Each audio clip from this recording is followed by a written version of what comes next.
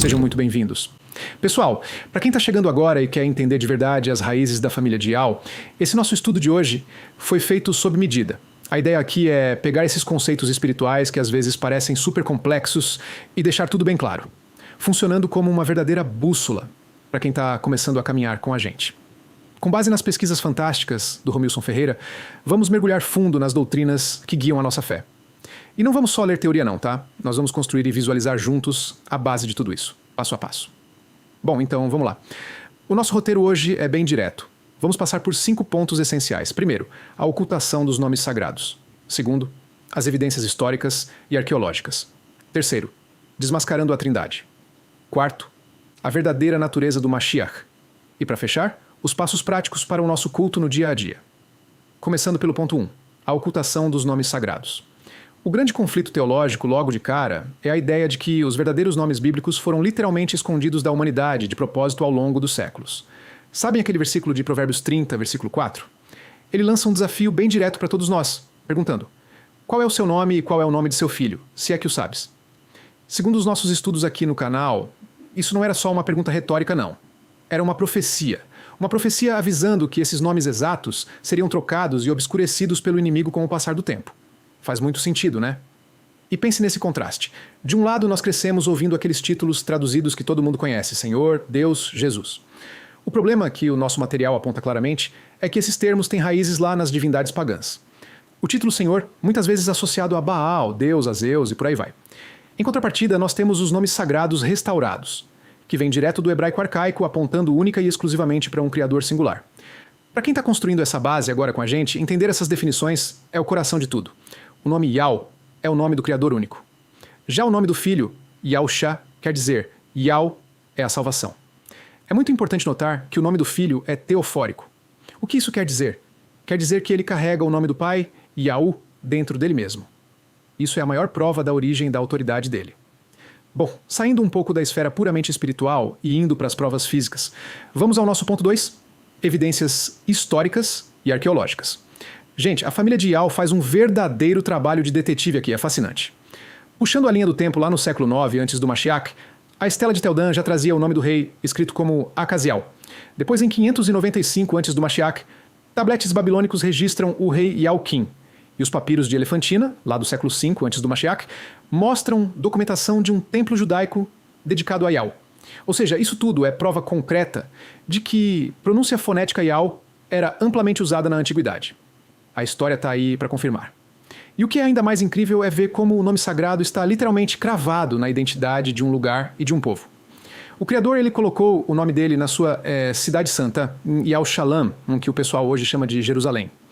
E no seu povo, os Yahudim, os judeus. Está lá na raiz gramatical da palavra. É a marca registrada do Criador, sempre presente através dos tempos.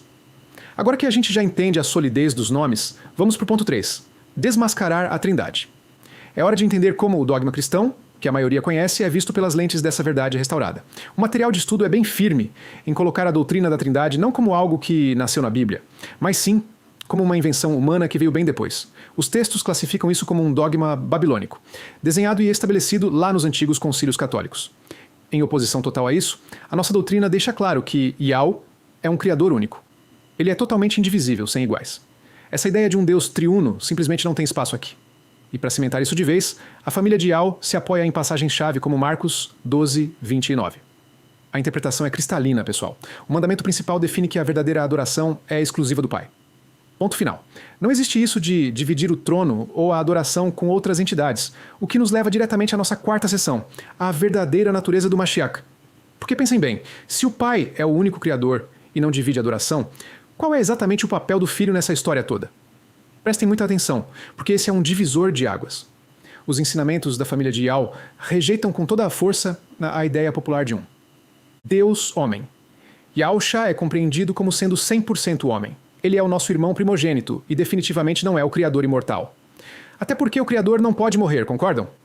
Ele é o homem perfeito que, por sua obediência, alcançou o cargo máximo de único mediador. É por isso que o papel de Yahushua é maravilhosamente definido como o de sumo sacerdote celestial. Sabem aquele sacerdote do Antigo Testamento que entrava no Templo de Pedra? O estudo explica que Yahushua fez a mesma coisa, mas ele entrou no próprio Santo dos Santos, lá no céu. E ele não levou sangue de animais. Ofereceu o seu próprio sangue para ser o intercessor eterno e exclusivo de toda a humanidade perante Yao. Beleza, a teoria é profunda e linda, mas como a gente vive isso na prática? Chegamos à fase de ação no nosso quinto e último ponto. Passos práticos para a adoração. O que a gente precisa fazer hoje? Para quem está chegando, essa jornada prática se divide em 3 requisitos super claros. Passo 1. Abandonar de vez os dogmas da Babilônia, virar as costas para coisas como a Trindade. Passo 2. Invocar todos os dias esses nomes verdadeiros que acabamos de aprender. E o passo 3, que é o grande rito de passagem para todos nós. A imersão exclusiva no nome correto.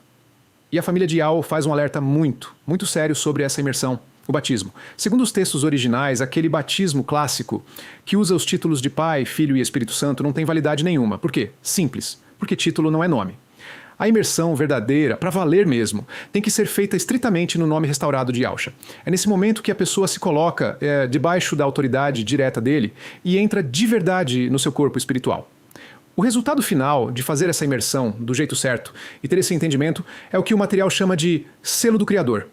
A crença é que, quando a gente conhece e invoca Yao e Yahusha, é como se recebêssemos uma marca espiritual na testa. É um símbolo de entendimento pleno. É esse selo que traz a proteção máxima, separando e blindando os Yaldin do Ocidente, especialmente para os tempos do fim que se aproximam.